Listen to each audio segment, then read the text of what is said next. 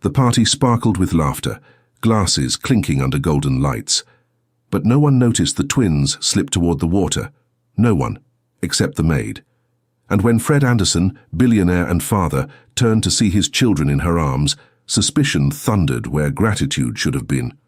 Fred Anderson's name was enough to make investors lean forward and politicians nod politely. Billionaire, philanthropist, widower, titles clung to him like expensive suits.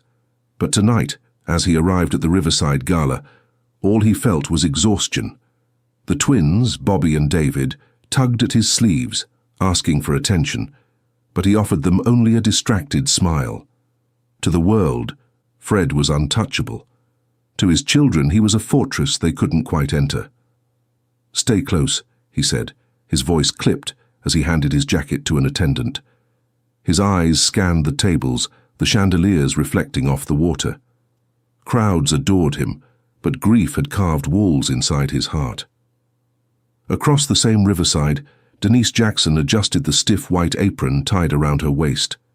The laughter of wealthy guests rang in her ears as she balanced trays heavier than they should have been. She hadn't eaten since morning, but hunger was an old companion. Her mind flickered to her mother at home, coughing, waiting for the medication Denise could barely afford. Every drink she poured, every polite "yes ma'am" and "right away sir" was a step toward survival. She moved quietly, almost invisible, but her eyes noticed everything.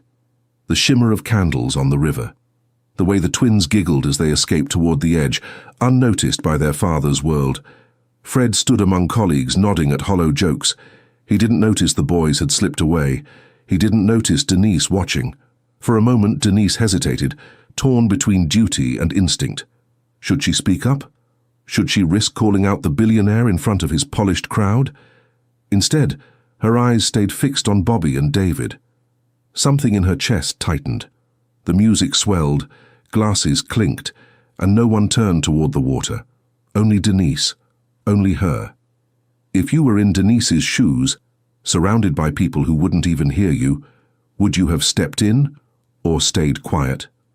Comment your gut reaction below. And hey, if this moment already has you leaning in, don't just sit back. Subscribe right now. Otherwise, you'll miss stories that hit you in the heart like this one. The twins' laughter rang out one last time before it vanished beneath the splash of water. Small hands flailed in silence. Their little voices, muffled by the river, couldn't reach the ears of the glittering guests. The gala carried on, champagne glasses raised, shallow compliments traded. No one noticed. No one except Denise. Her tray clattered to the ground, glasses shattering across the marble.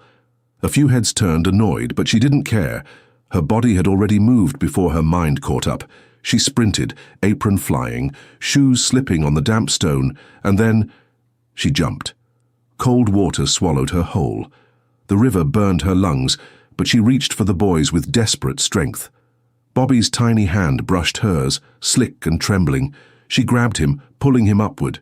David's body sank lower, bubbles escaping his lips. Denise kicked harder, her legs screaming, until she caught him too. Both boys clung to her with panicked terror, their small fists gripping the fabric of her soaked uniform. "Hold on," she gasped, pushing against the current. Her arms trembled under their weight, but she refused to let go. From the dock, a murmur spread. People began pointing, confusion rising, and then Fred turned. He froze, his sons, his whole world, dripping, gasping, in the arms of a woman he barely recognized. Denise stumbled onto the dock, collapsing, dragging the boys with her. They coughed, cried, and clutched at her like she was their mother. Fred's chest heaved as he rushed forward. He scooped Bobby into his arms, then David. Relief hit him, but it was quickly swallowed by something else. Suspicion. His sharp eyes darted to Denise. "What were you doing with them?" His voice cut through the air, harsh, commanding. Denise's lips parted, but no words came. She was shivering, drenched, her teeth chattering. Her lungs still burned from the water. Fred's tone hardened.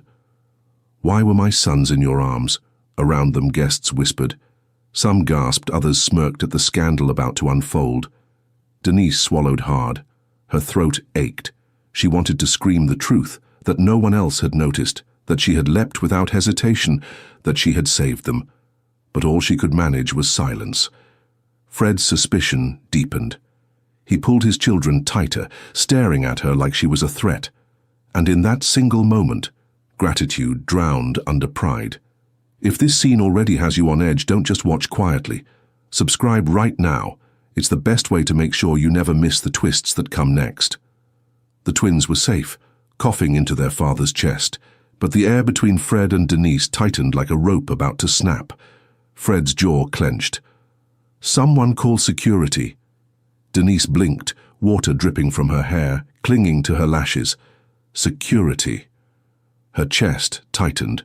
She wanted to speak, to defend herself, but exhaustion dragged on her tongue. I said now.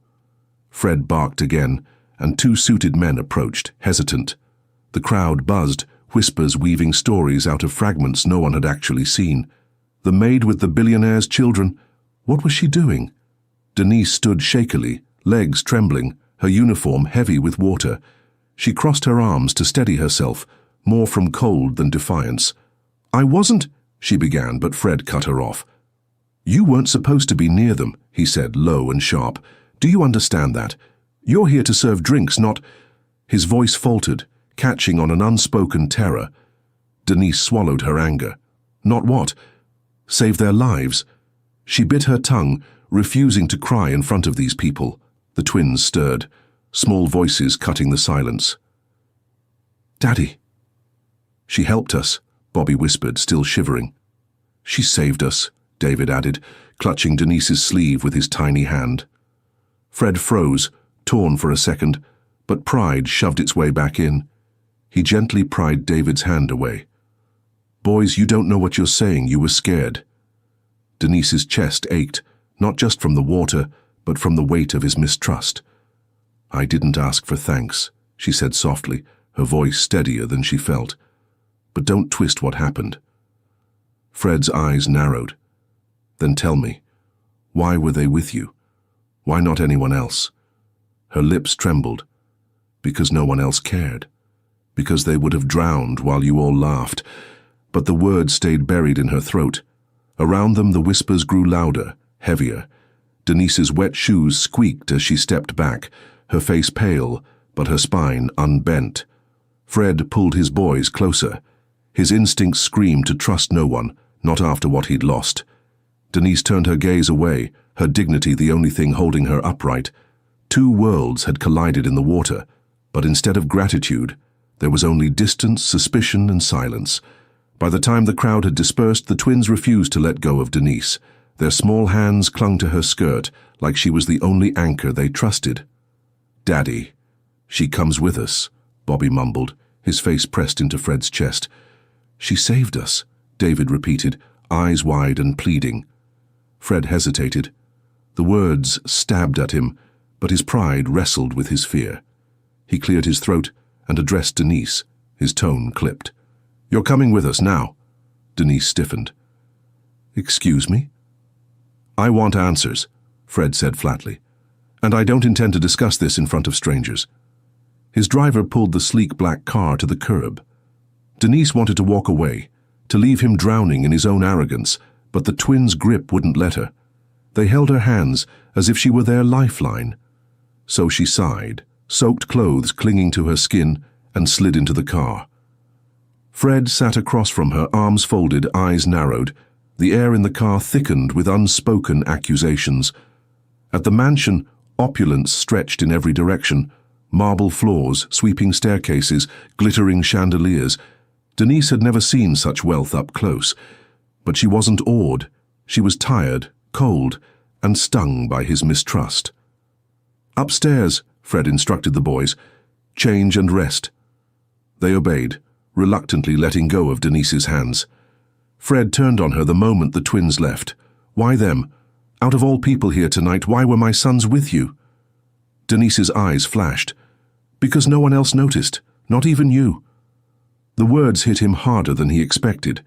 For a second his composure cracked, but he covered it quickly. I can't take your word for it. Denise folded her arms, chin raised. Then don't. I'm not here to beg you to believe me." From upstairs came the sound of laughter. The twins were already calling for her again. "Miss Denise, come play." Fred's stern expression faltered. He glanced toward the stairs, then back at her. She stood tall, soaked, but radiating a quiet strength. For the first time, Fred's certainty wavered. The mansion, once only walls of marble and silence, now echoed with children's laughter, laughter sparked by her presence, and Fred couldn't decide if that comforted him or terrified him. At this point, what do you think Fred should do? Keep holding onto his pride or trust his heart and listen to Denise? Comment your thought below. If you've read this far, you're invested. Don't just scroll away. Subscribe now so you never miss what happens when walls like Fred's finally begin to crack. The twins finally drifted to sleep upstairs, their soft breathing filling the halls of the Anderson mansion. The storm of the night had quieted, but inside, two storms still raged: Fred's mistrust and Denise's quiet hurt. Denise sat at the edge of a velvet armchair in the drawing room, her wet clothes now replaced with a borrowed robe. She clasped her hands tightly, refusing to meet Fred's gaze. Silence stretched between them. Fred broke it first. "Do you know why I can't just accept what I saw?" His voice was lower now, less sharp, more haunted. Denise didn't answer, but her eyes flicked toward him, curious despite herself. He leaned back, staring at the flames in the fireplace. "My wife drowned, years ago, right there." He gestured toward a framed photograph of the riverside where the gala had been held. His jaw tightened. "She slipped into the water. I wasn't there in time. Since that day I swore never again, never another accident, not with my boys." His voice cracked on the last word. For the first time, Denise saw not the billionaire, but the broken man underneath. Her throat tightened. "I'm sorry," she whispered. And she meant it. Fred's eyes flicked to her, searching. "That's why I couldn't just trust what I saw. I've lived too long with loss to risk believing too easily." Denise looked down at her hands. Memories surfaced. Her own father walking out when she was 12, leaving her mother sick and struggling. She had been the one to step in, to sacrifice her youth for survival. "You think mistrust protects you," she said quietly, "but it just builds walls. I know, my father left. I learned early that people you count on disappear, so I built walls too." Their eyes met across the room.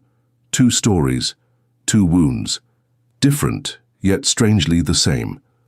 Fred exhaled, his shoulders sinking. Denise, for the first time, didn't look like the maid or the waitress in his eyes. She looked like someone who understood the ache he carried, because she carried her own. The silence between them was no longer sharp. It was soft, heavy but connective. For a fleeting moment, Fred wondered, had she not been there tonight? Would his son still be alive? Morning sunlight spilled through the mansion's tall windows, painting soft gold across the polished floors. For once the house wasn't filled with silence or the sound of Fred's business calls. It rang with laughter. "Again! Again!" Bobby shouted, as Denise balanced a spoon on her nose, crossing her eyes dramatically. The spoon toppled, clattering to the table, and the twins burst into giggles. David clapped his hands, grinning so wide his cheeks hurt. Fred leaned against the doorway, arms crossed, watching. His sons hadn't laughed like this in years, not since their mother. Denise caught his gaze and froze for a second, self-conscious. I was just trying to keep them entertained." Fred surprised himself with a small smile. "Seems you're doing a better job than I ever could." The admission slipped out before he could take it back. Denise blinked, startled by the softness in his tone. The twins pulled her back into their world of play, and Fred stepped closer, drawn in despite himself. For the first time, he didn't see her as an intruder. He saw her as someone who could bring light into the dark corners of his children's lives. Later, when the twins dozed off for an afternoon nap, Denise found herself alone with Fred in the quiet of the sitting room. "You're not what I expected," he said suddenly. Denise raised a brow. "What did you expect?" His lips twitched. "Someone invisible." Just another face in a crowd. But you... His eyes softened. You notice things. You act. You care. Her chest warmed, though she masked it with a dry laugh. Caring doesn't pay the bills, Mr. Anderson. It just makes the shifts longer. Fred, he corrected gently. Her breath caught. A simple word, but it felt like a wall crumbling. Silence lingered between them, but it wasn't sharp anymore. It was comfortable, fragile. Denise looked at him. Not the billionaire, not the suspicion, just the man. The man who had loved and lost. The man who was trying to be enough for his sons. For the first time, she thought, maybe he isn't as unreachable as he seems. And for the first time, Fred thought, maybe I don't want her to leave. If this moment made you smile or tugged at you, don't just keep it to yourself. Subscribe now, because the bond you're watching is only going to get more complicated from here. The peace didn't last. By evening, the world outside Fred's mansion had already caught the scent of scandal. A photo, snapped by a guest at the gala, spread like wildfire online. Billionaire's twins rescued by waitress, or something more. The headlines twisted the truth, painting Denise as an opportunist. Social media buzzed with cruel comments. Gossip programs speculated. Fred saw it first. His hands trembled as he scrolled through the venom on his phone. Each word felt like acid, reckless, gold digger, unfit to be near his children. When Denise walked into the study, carrying a tray of tea she hadn't been asked to make, she found him staring at her with an expression she hadn't seen since the riverbank. Suspicion, anger, fear. What did you do? His voice was sharp, almost trembling. Denise set the tray down, confused.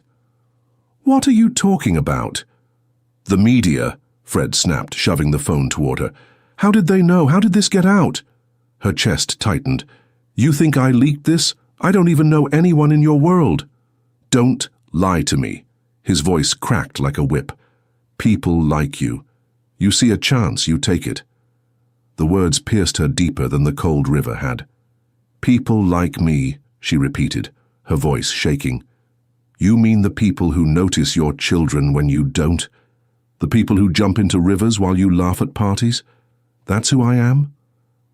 Fred's face hardened, but his eyes betrayed the conflict inside him. I trusted you for 1 second, he muttered, voice low, and look what happened.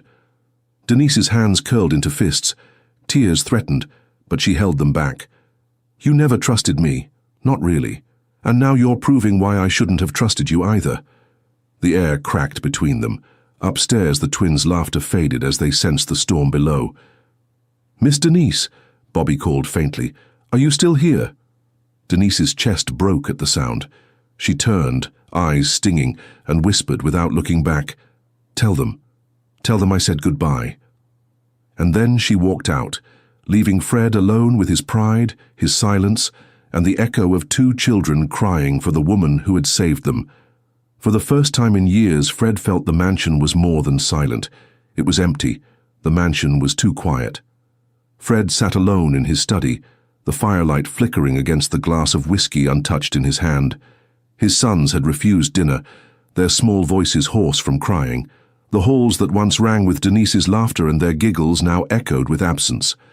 On his desk lay the photograph of his late wife, smiling by the riverside, sunlight in her hair. He traced the edge of the frame with his finger, his throat tight. I promised I'd protect them, he whispered, but maybe I've only been protecting myself. For the first time he admitted it. His pride had become a prison, his mistrust a shield that cut the ones who least deserved it. And Denise, she hadn't been a threat. She had been a light. Meanwhile, across town, Denise sat on the edge of her mother's worn sofa, exhaustion and heartache weighing her down. Her mother coughed softly in the next room, the sound pulling Denise back into her reality. Bills, work, endless struggle. Her mother's voice called out, weak but steady. Denise, you're quiet. Something's wrong. Denise forced a smile as she entered the room. Nothing I can't handle. But her mother's sharp eyes saw through her. You've given so much of yourself to others, child. Don't be afraid to let someone give back. Denise's throat closed. Tears slipped down her cheeks before she could stop them. But what if he doesn't want me? What if he only sees what I am? Her mother took her hand, squeezing it. Then that's his loss. But you don't close your heart because of one man's blindness. You keep it open, because one day someone will see you. At that same moment, Fred made his decision. He rose, determination setting in his jaw. He would not let pride steal this from him, and not again. He had lost his wife. He would not lose Denise, too, not because of his own fear. He ordered his driver, "Take me to Denise Jackson's address, now." As the car sped into the night, Fred's heart pounded. For once he wasn't going to act as the billionaire, the untouchable man. He was going as Fred, a father, and a man finally ready to say the words he should have said from the beginning. The knock on Denise's door came just past midnight. She hesitated, heart pounding before opening it. There stood Fred Anderson, not in his tailored suit, not with his commanding presence. Just Fred. His shoulders sagged, his tie undone, his eyes carrying both regret and hope. Denise's breath caught. "What are you doing here?" He exhaled, voice low. "I came to say I'm sorry. Not the kind of sorry that hides behind excuses, the kind that admits I was wrong." His gaze dropped, shame pulling at his words. "You saved my boys, Denise, and instead of thanking you, I wounded you. I let my fear, my pride, her chest blind me." She wanted to believe him, but the memory of his harsh words still stung. Fred stepped closer, his voice trembling. "When my wife died, I swore never to let anyone close enough to hurt us again. But I see now, I've been hurting them myself. And you've given them something I couldn't. Laughter, safety, love." His eyes met hers, raw and unguarded. "Denise, I don't just want your forgiveness. I want you. I want us, if you'll have me." From behind her, Bobby and David peeked out, pajama-clad, eyes lighting up. "Daddy," David whispered. Bobby tugged Denise's hand. "Can she come with us? Forever?" Denise's tears finally spilled. She dropped to her knees, wrapping the boys in her arms. "Oh, sweethearts." Her voice cracked, torn between disbelief and longing. Fred knelt too, his hand brushing against hers as they held the children together. For the first time his touch wasn't cold or distant. It was steady, gentle. She searched his eyes. "Fred, are you sure this isn't just guilt talking?" He shook his head. "No, it's love. Unexpected, undeserved, but real. You don't have to answer tonight, but I had to tell you." The twins squeezed tighter, their voices overlapping. "Please, Miss Denise, don't leave us again." Denise's heart broke open, the walls she'd built crumbling. She looked at Fred, saw not the billionaire, not the suspicion, but the man, the father, the one brave enough to finally admit his need. Her lips trembled into a smile. "All right, but only if you stop calling me the maid." Fred's laughter was soft, broken, but full of relief. "Deal." And so, under the quiet night sky, on a doorstep far from riverside galas and whispers, a new family began. Do you believe true love can survive even after being tested this hard? Share your thoughts and your stories in the comments below. If this ending moved you, don't just click away. Subscribing is how you say, "Yes, give me more stories like this." Do it now, before you forget.